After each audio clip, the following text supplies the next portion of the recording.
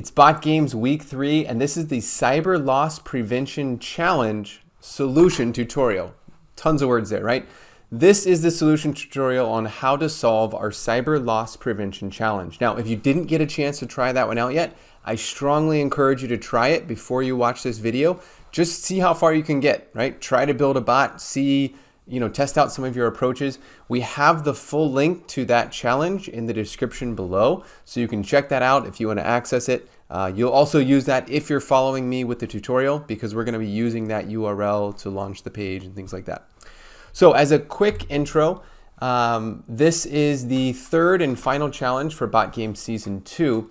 And the objective here was to identify Eagle One financial customers whose credit card numbers had been compromised in a simulated credit card dump that took place on the dark web, right? And so we want to go and scrape all the credit card numbers from this simulated dump. We want to check them against our Eagle One financial customer database to see if any of those are actually Eagle One customers. And then we want to proactively put those into a CSV so that Eagle One Financial can cancel and then reissue those cards before there are any or significant fraudulent charges, okay? So a couple of tips for this one. Some people got tripped up this week. I want to make sure to be very clear on exactly how this works.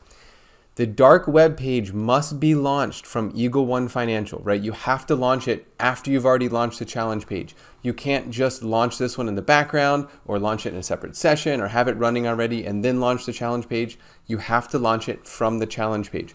We did that because we want people to have to actually follow the rules here, right? We want to make sure that you're completing this challenge in a way that would be representative of this kind of process in a production environment. So you have to follow the process as we've laid out.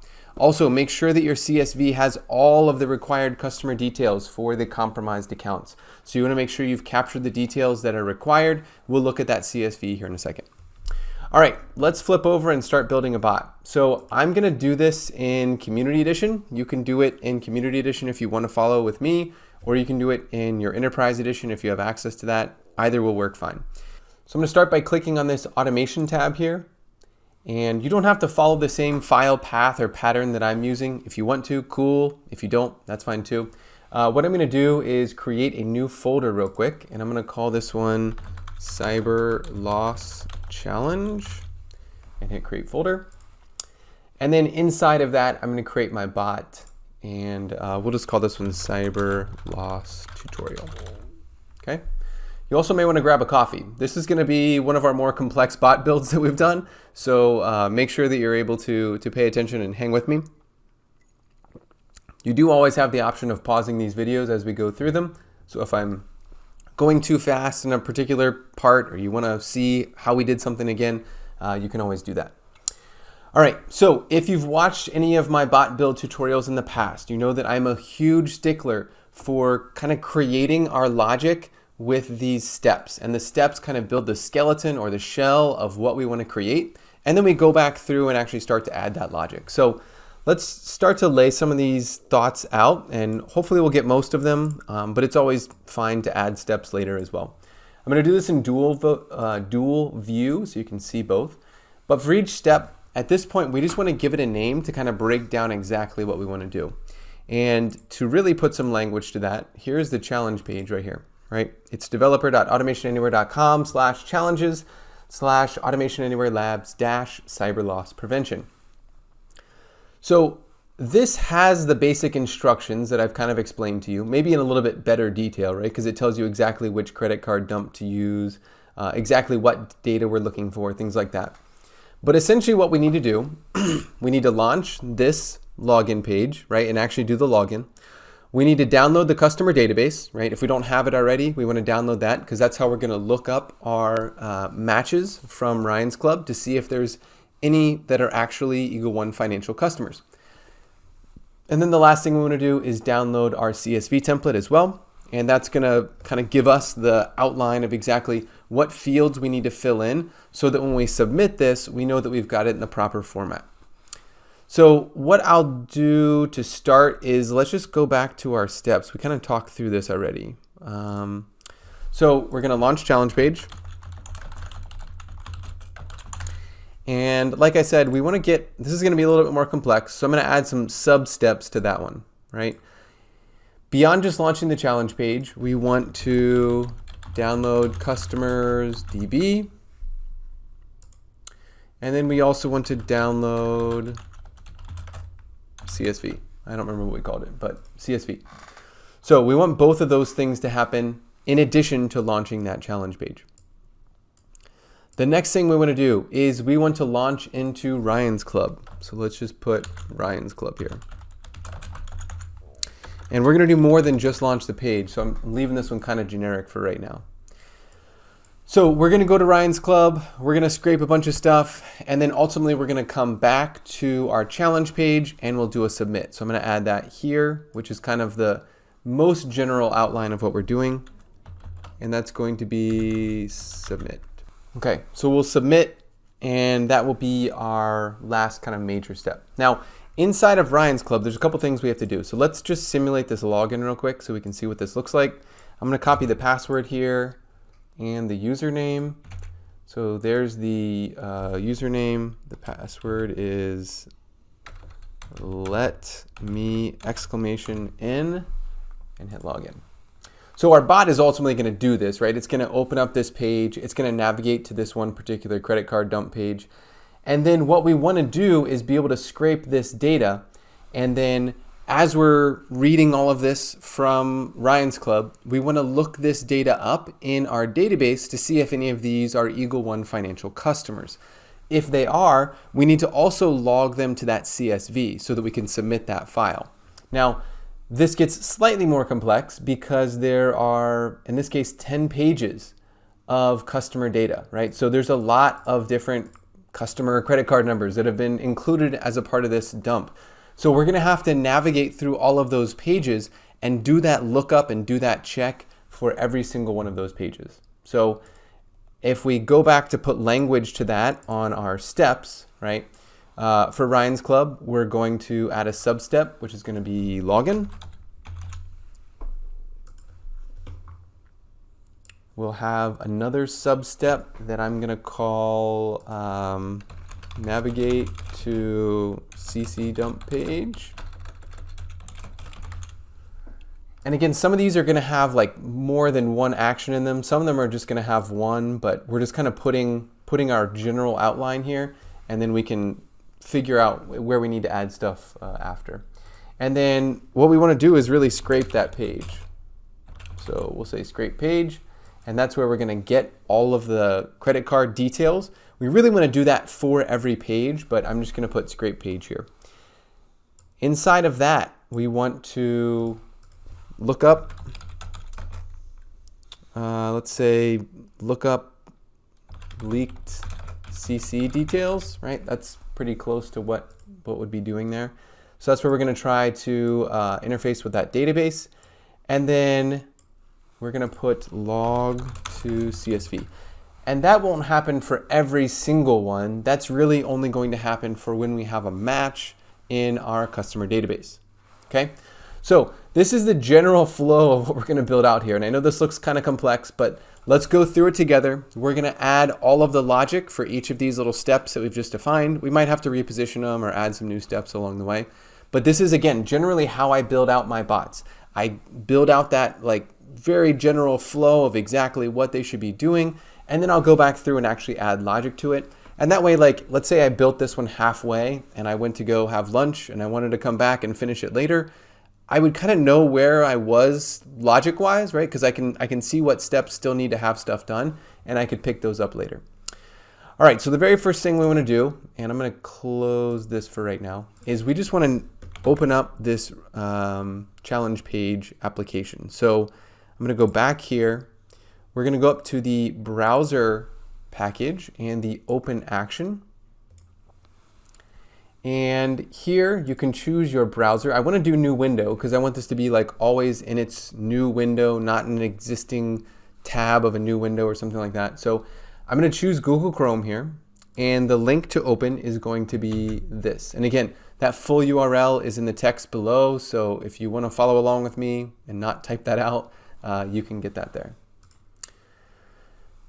Now we want to download the customer DB and the CSV. There's a couple different ways you could do that. One is we could just do the button clicks here right?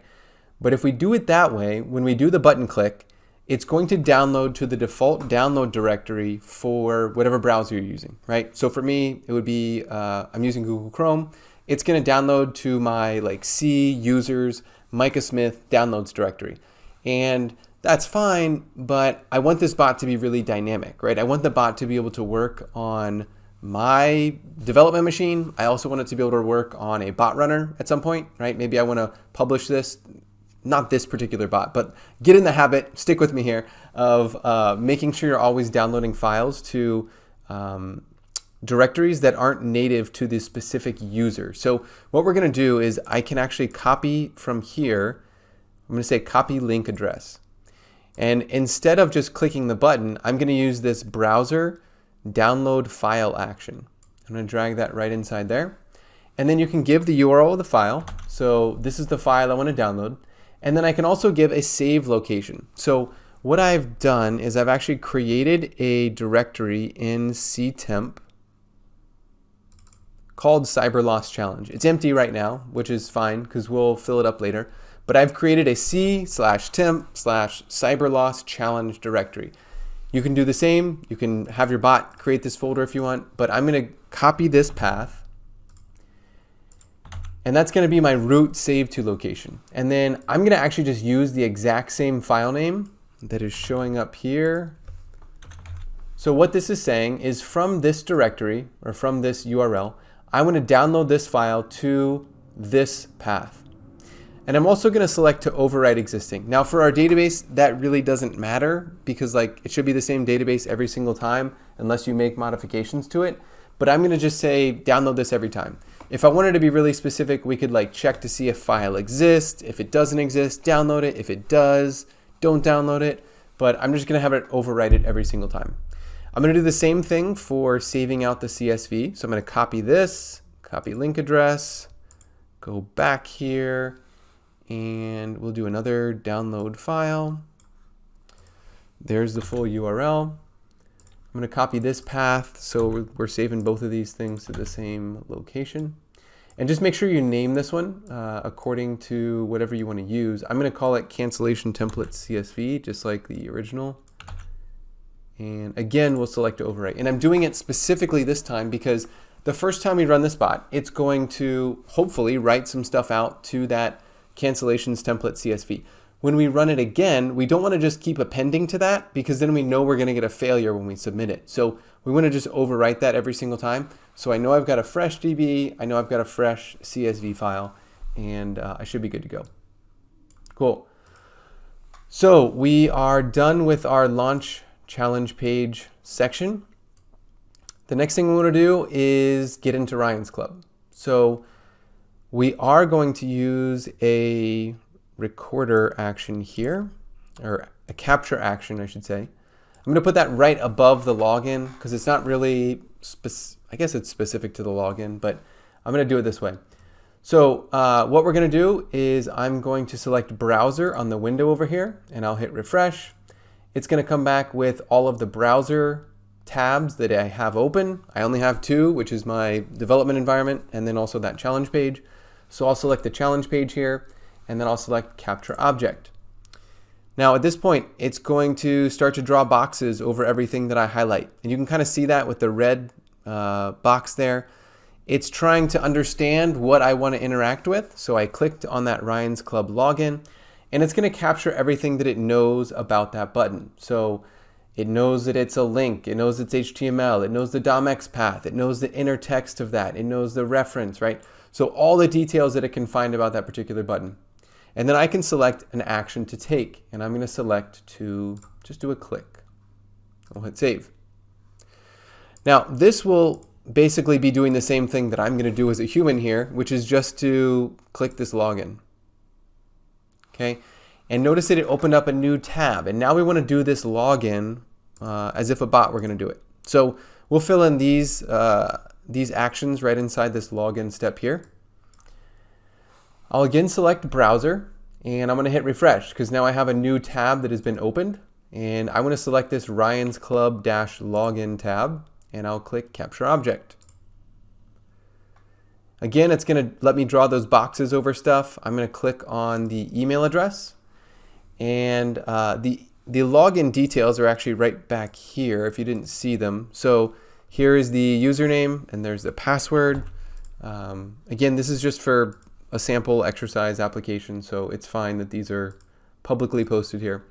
I'm going to select the action. This time I'm going to set text because we want to set the text of this input field. And I'm going to press Control V. That's the email address that we're going to use, not the cyberteam@gmail.com.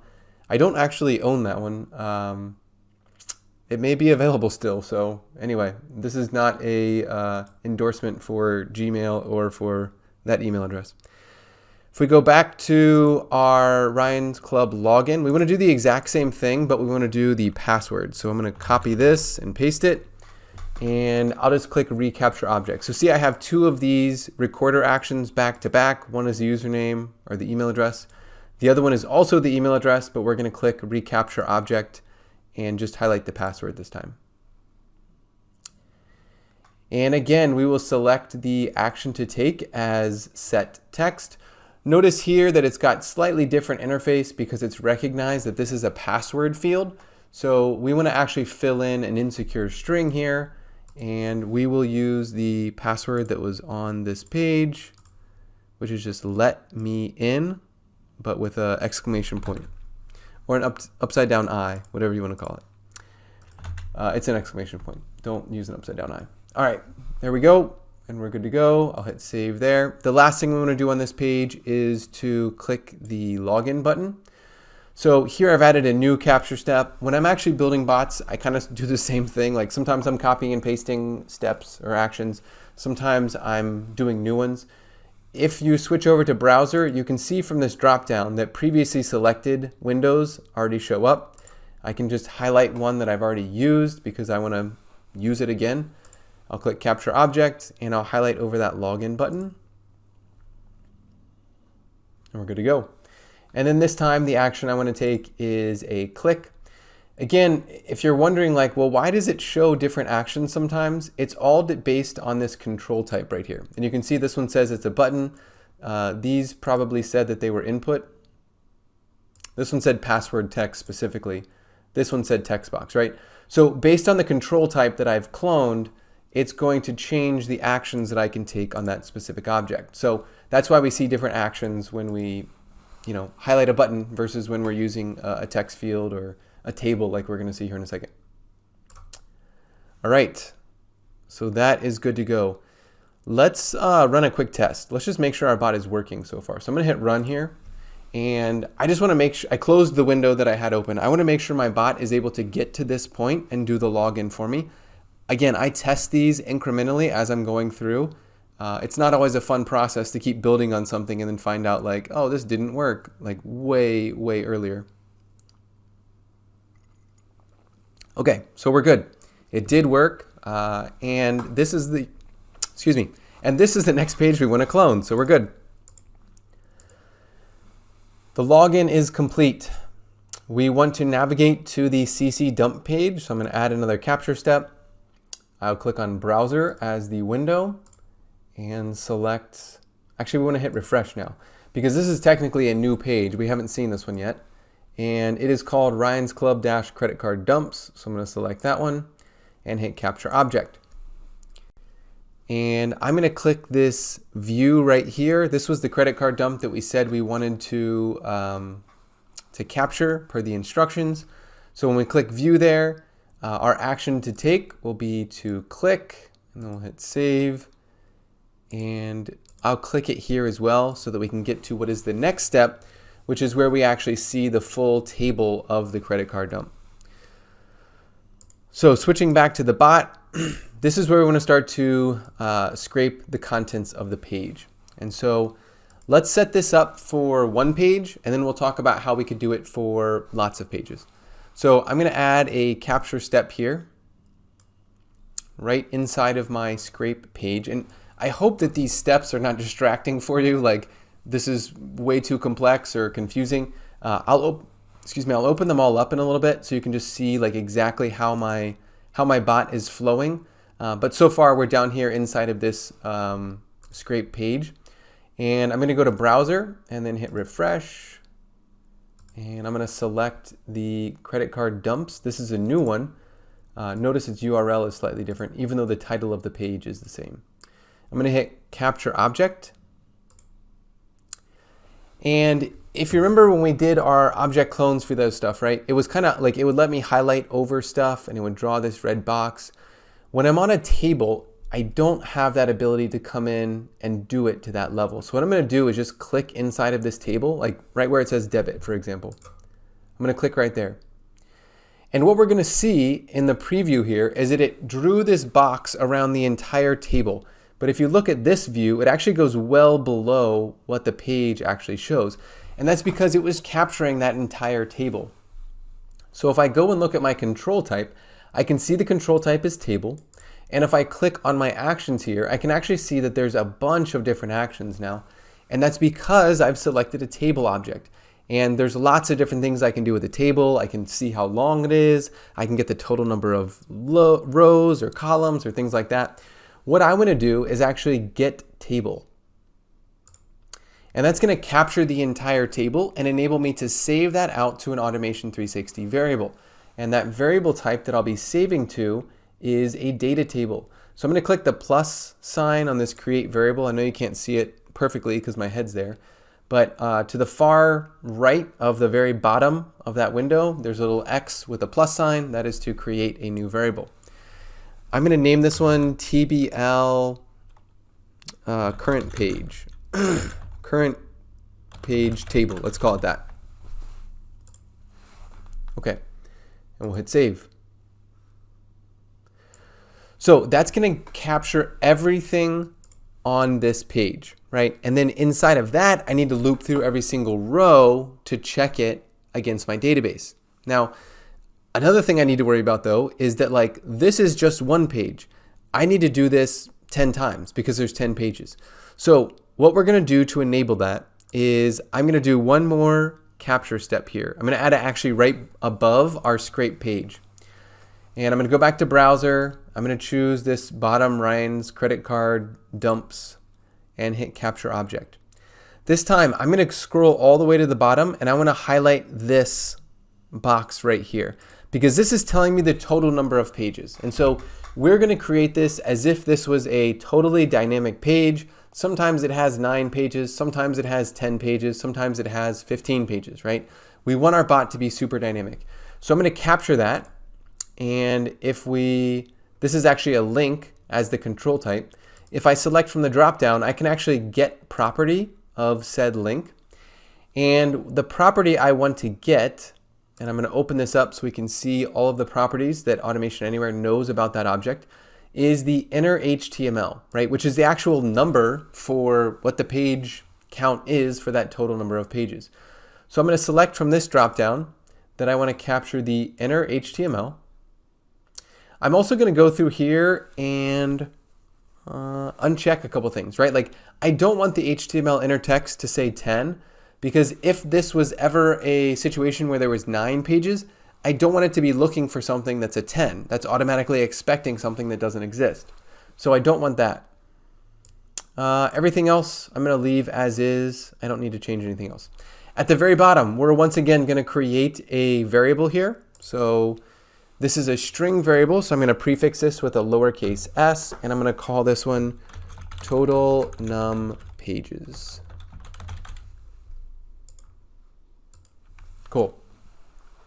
Now, this capture thing that we set up, right? This is going to capture the entire table, right? Everything on that page. That actually needs to exist inside of a loop, right? Because we need to do that X number of times, where X is the number of total pages that exist. So what we're going to do here is I will do a loop right here. I'm going to put that in between my two capture actions, right? Right below my capture number of pages, right above my capture the data table. And for my loop type, I want it to be an n number of times loop. And for my times, I'm going to press F2 here.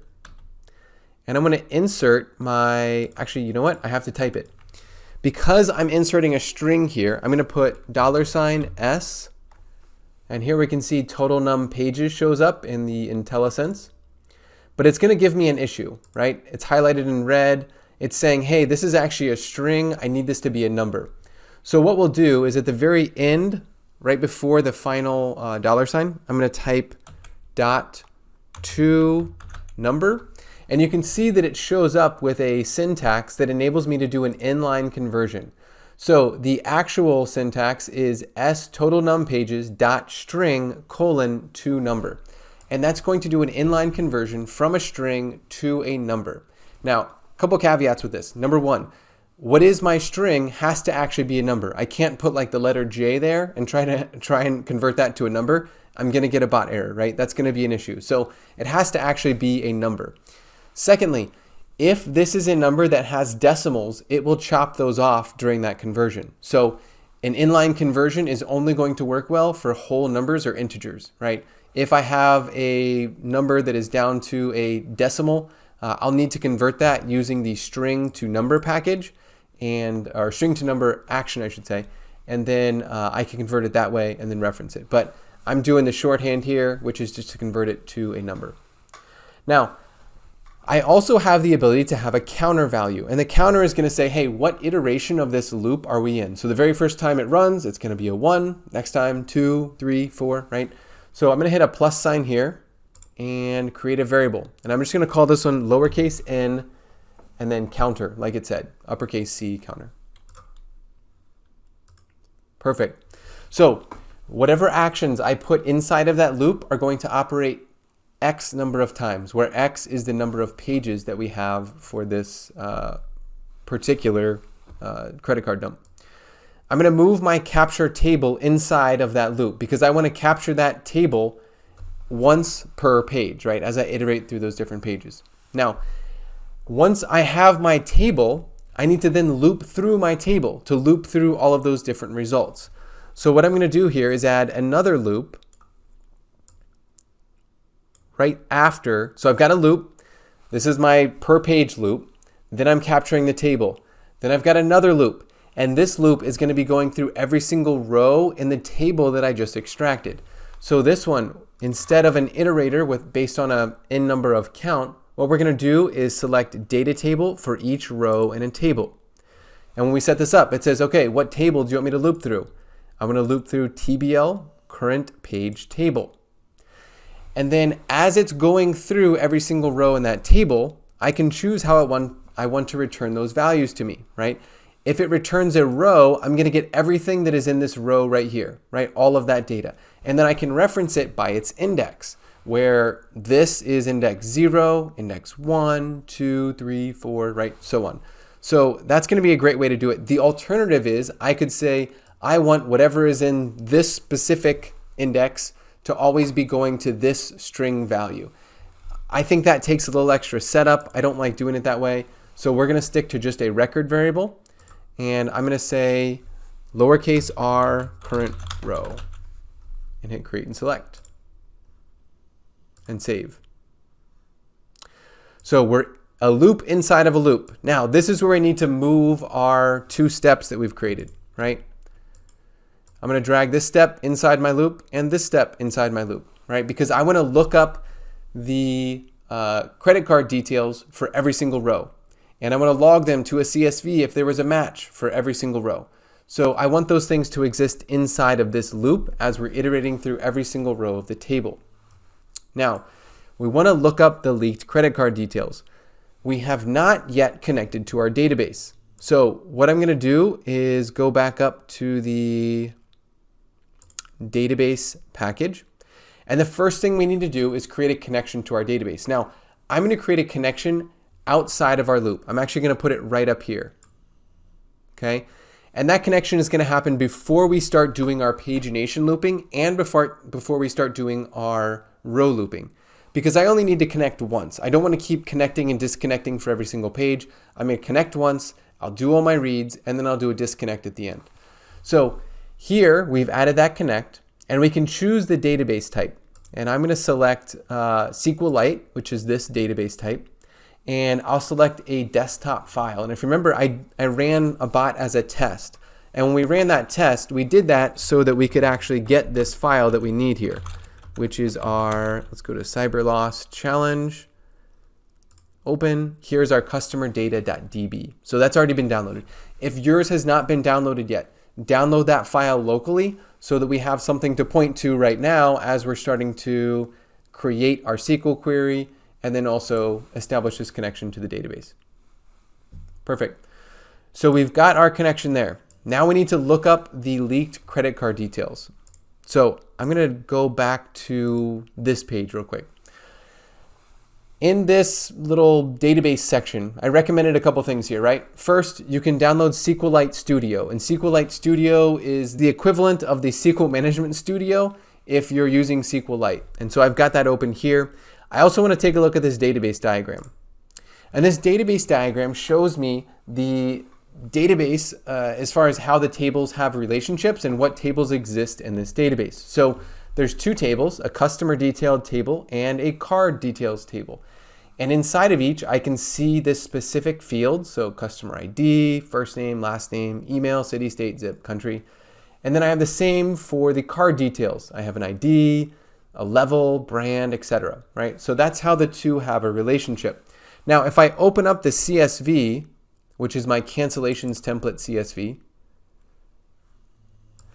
we can see that I have a need to capture specific things. I need to get the customer ID, the first name, the last name, the card number, the CVV, and the brand. That means I have to grab some data from this table and some data from this table, right? So I have to create a select statement that has a join in it. So what I'm going to do is I'm going to capture from my CSV here. I'm just going to copy that header row because that's the stuff I need to make sure that I'm capturing. And I'm going to open SQLite Studio. Okay, and you can do this with me if you want, or you can just copy my select statement that I'll show you here in a second. I need to select, right? So I'm going to start to write this out and we'll do a quick test. I've got one person up here so we can test with that. And actually, let's see if I can just copy this detail. I'll just put it down here so that we have it for reference. All right, so I want to select. I need to grab, and this was my stuff right here. I need to get the customer ID, but I can't just do it the way that the CSV has this. I need to actually format that correctly to make it look like this. So it's got to be customer underscore ID. So let me put that here. And then I need to grab the first name, and that is actually first underscore name. So I'm going to fix that. And same thing with last name. I'm just going to rewrite these. I just did it so we'd have markers for the exact stuff we need to capture. Card number is another one, and that is again card underscore number. CVV, so let's put that. And then the last one was card brand, and that is just brand. It's not anything else.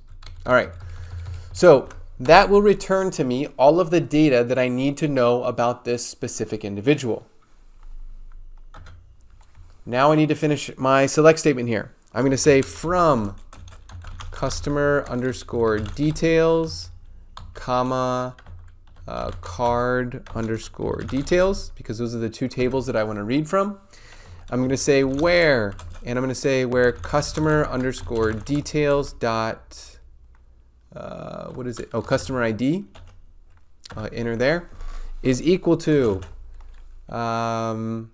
card underscore details dot ID, right? And you know what? You probably can't read that. Let me see if I can make this larger. Well, I will figure out how to make this. That didn't do it. I'll figure out how to make this a little bit larger so you can see it. But anyway, I'll put this on the text so you'll be able to read this. So this is us establishing that select statement of what we want to extract and from what tables we want to do it. And we've just created that relationship between the customer ID and the ID that exists on the card details table. Now, we want to be more specific, right? Because I need to say where, and again, this is going to be based on the data that we have from Ryan's Club, but you know, what's going to be the most specific to the customer? I'm going to say where the card number is like this, right? I don't have the full card number, but this is considered the bin. So where the bin is like this, and maybe where the expiration is like this, right? That would be pretty specific. Or I could do like where the zip code is this, or if I wanted to do based on a person's name. All of those are technically fair game. So let's build one out real quick. And let's say, and card number, gotta spell that right, like, and I'll use single quotes here, and I'm just gonna put a % for right now. And we'll test that out here in a second. And then I'll say, and we have CVV is another one, is equal to, and I'll just put single quotes for right now. And then I'll put and zip, oh, that's not it. And zip is equal to, and I'll put single quotes here for right now too. Okay, so what we'll do is I'm going to copy from some details right here just so we can test one. So if the CVV is 581 and the zip code is 06726, is that right? 06, yeah. And then where the card number, I'm just going to put like the first 6 characters there, 145877. So if this were our query, would we be able to find this person? And according to the database, yes, we would. So 2 quick things on editing this that I want to point out here just to clarify for our RPA developer audience. Number 1, the CVV that I have in this query here, we're going to replace that with the expiration date in just a minute, so don't worry about that. Number 2 was the explanation about single quotes. And if we look at an example real quick, I know that a lot of our developer audience may or may not have experience in SQL, and that's totally fine.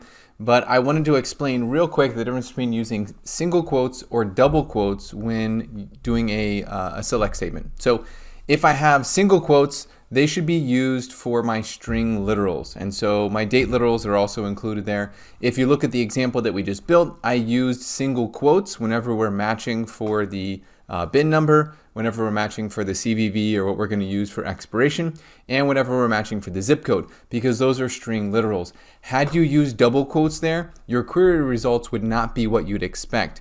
Double quotes are only supposed to be used for database identifiers and actually don't have to be used at all. So in the example of an insert statement here, if I had a table that was called users and I said insert into users, again, this is a database identifier. Login, password, and DT_birth, those are all database identifiers. And again, we would assume that those are column names in the database. And values here, I'm using my string literals, which would say Eduardo, 1, 2, 3, 4, 5, 6, 7, 8, and then the date of birth, right? Here I'm using single quotes because, again, those are string literals. So I just wanted to point that out. I'm coming from a background of, where I'm doing a lot of JavaScript stuff, and in that case, double quotes and single quotes don't really matter that much, right? Like you can kind of use them interchangeably, but they do matter very specifically in select statements and in SQL. So just wanted to point that out. Back to the video, right? So what I'm going to do is we have a query that seems to be working right now. I'm going to copy this, and this is what we're going to use for our database lookup. Okay, so on our lookup leaked CC details, I'm going to add a export to data table action. I'm going to put that right there. Okay, and here is where I'm going to paste our select statement. And again, I'm going to put that select statement down below so that you can all see this and you will have access to that. But that's our full select statement. I got rid of some extra space quotes there, or some extra carriage returns, I'm sorry. But this is our select statement. Now, right now it has some stuff hard coded into it that we ultimately want to replace with some variables. So like the CVV, right? Where is that going to come from? Let's press F2 here. It's going to come from our current row, right? Because we're iterating through every row of this table. And by index, the CVV is going to be, actually, is the CVV even on this? We don't have CVV. Let's do something else. We'll just get rid of CVV. We'll put expiration.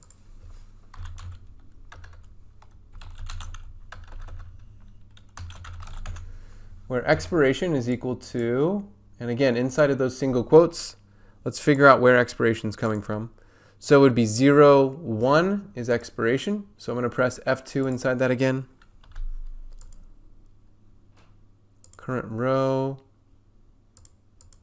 would be 1 is my expiration.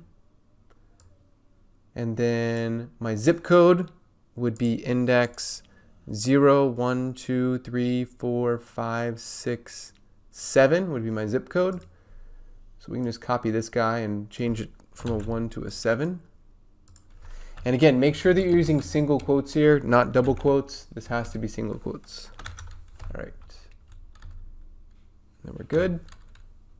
I have a single quote at the end, so we're good there. And then this card number. And the card number is a bit tricky because we just want the first 6 digits. We don't actually want everything about this, right? So what I'm going to do is we're going to add a string operation right before our lookup. And if I go down to the string package, I'm going to select replace. And my source string is going to be my current row, index 0, right? Because this is the very first item, my very first column of data.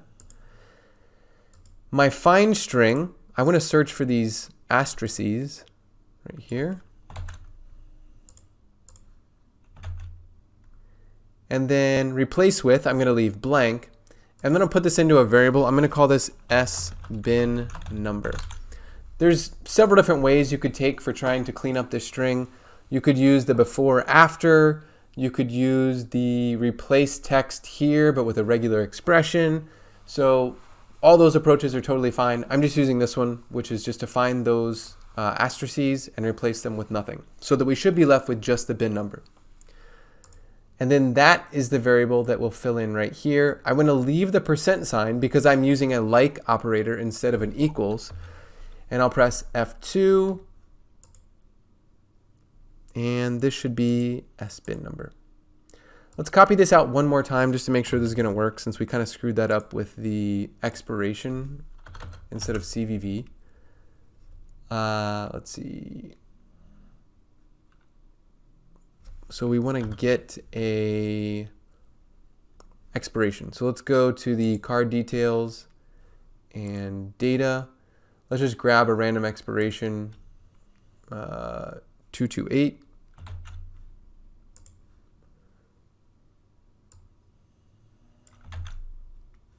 The zip for that one is, shoot, I don't have it. Well, I'm pretty sure this one's going to work.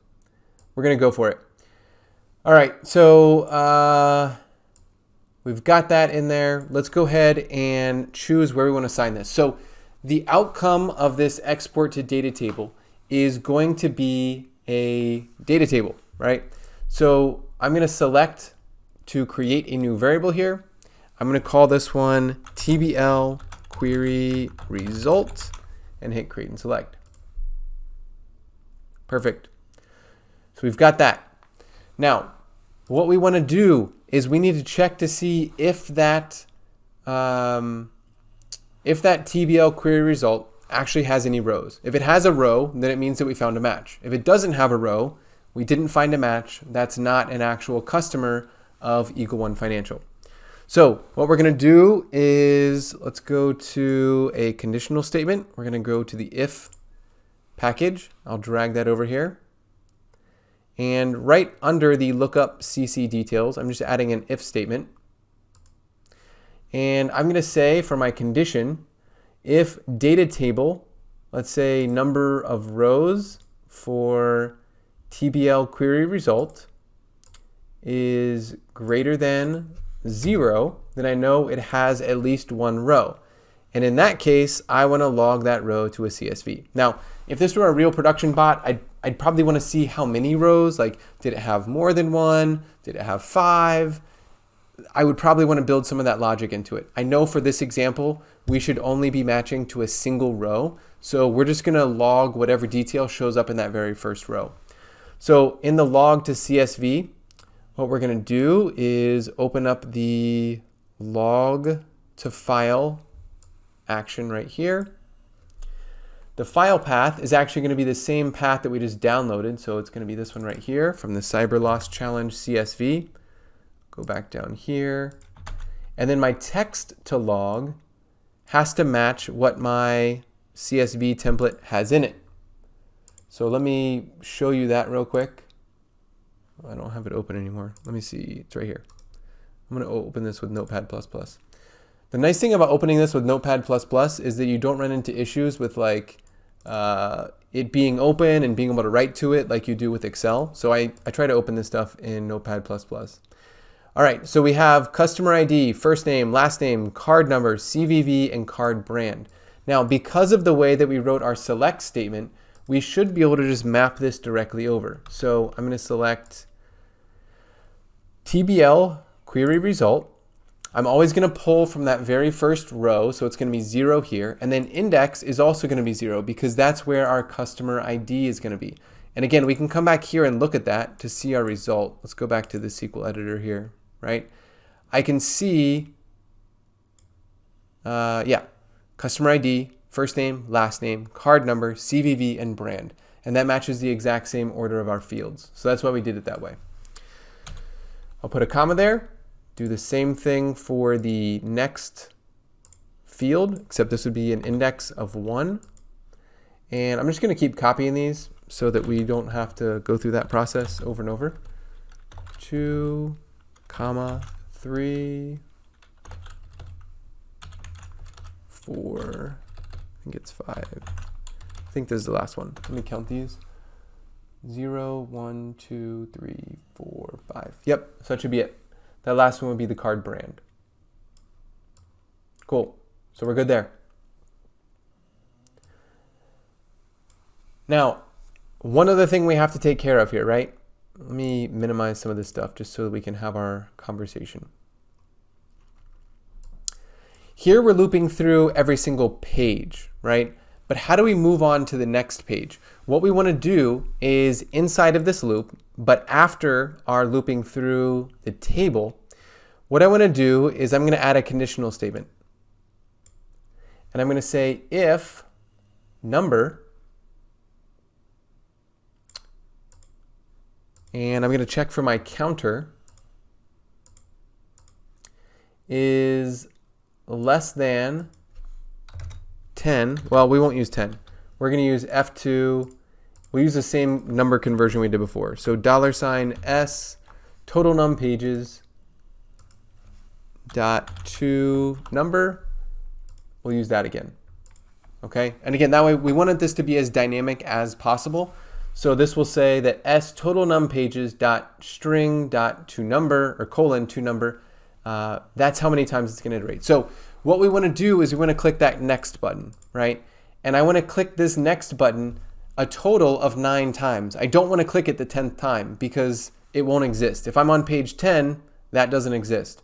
So we want to click it 9 times. So I'm going to go back to page 1 here, and we're going to add a recorder action here to go to that Ryan's Club credit card dumps and click this next page button.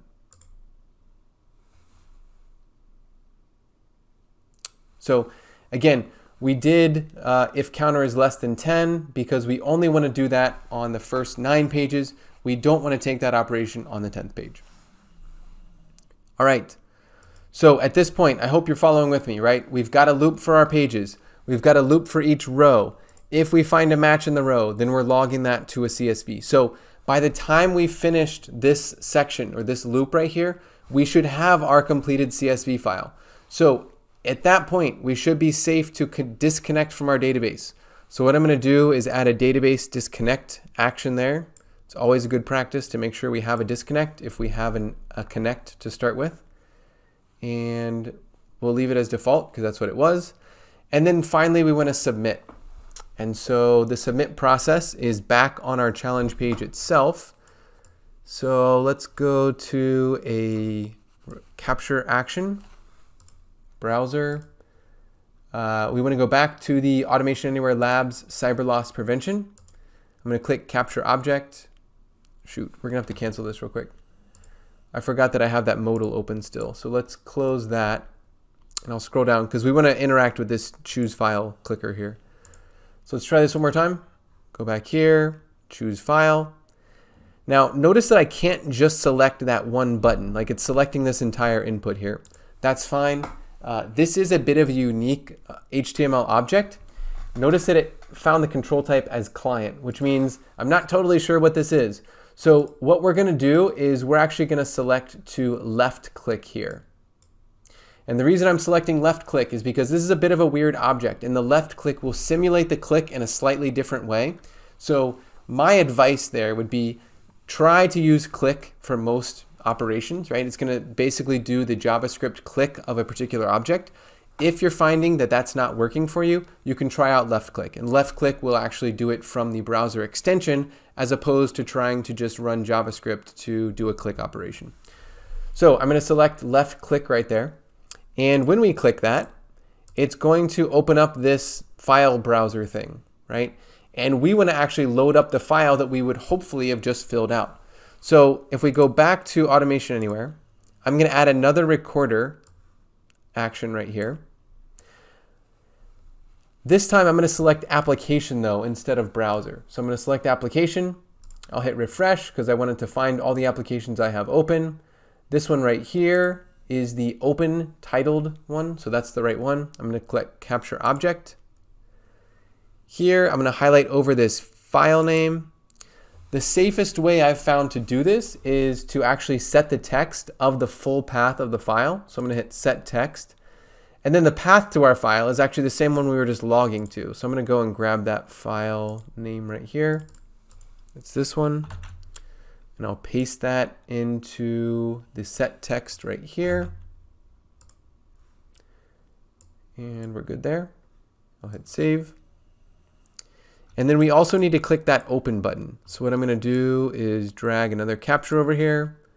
For my application, I'll select the open, capture object, and then see if we can mouse over the open button. There we go. And then that will just be a regular click. Now, sometimes when you submit this file, right, I'm going to select it here and click open. Sometimes it takes a second. That was instant, but I've seen it take a second before. So I like to add a 1 second delay here, and then I click the upload file button. So what we'll do is I'm going to add a delay of 1 second here, just so that it has time to upload that file. Number of seconds is going to be 1. I'll hit save. And then the last thing we want to do is a final click to do the submit.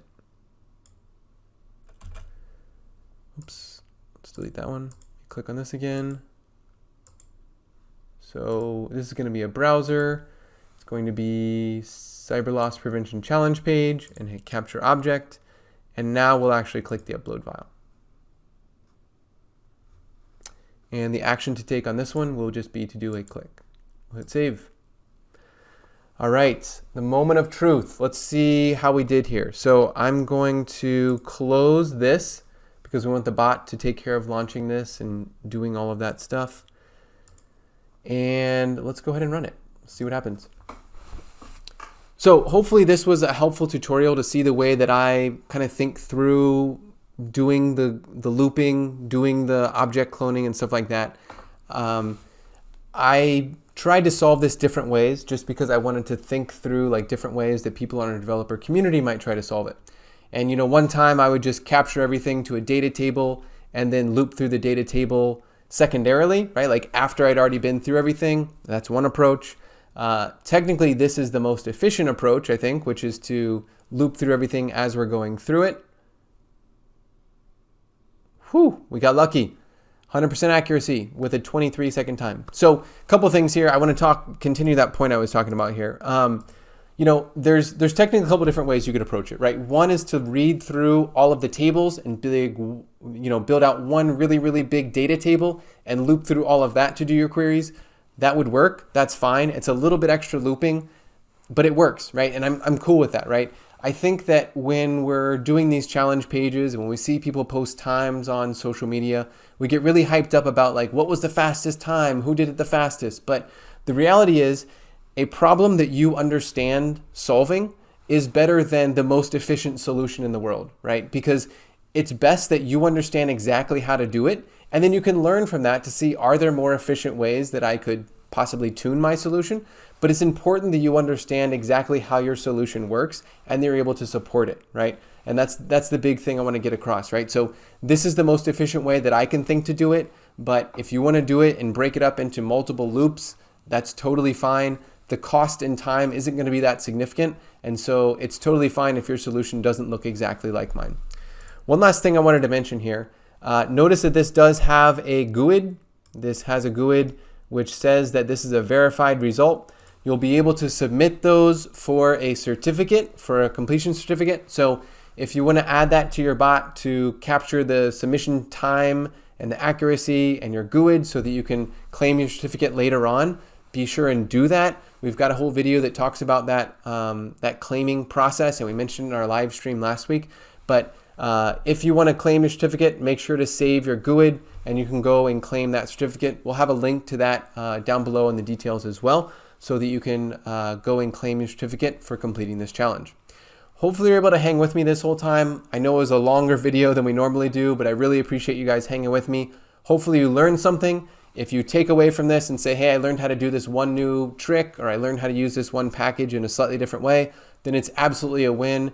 And I'm super excited for you to be able to implement that new skill into your bot builds. Okay? My name is Micah Smith. Thanks so much for participating in Bot Games Season 2. Looking forward to seeing everyone's solutions. Go be great.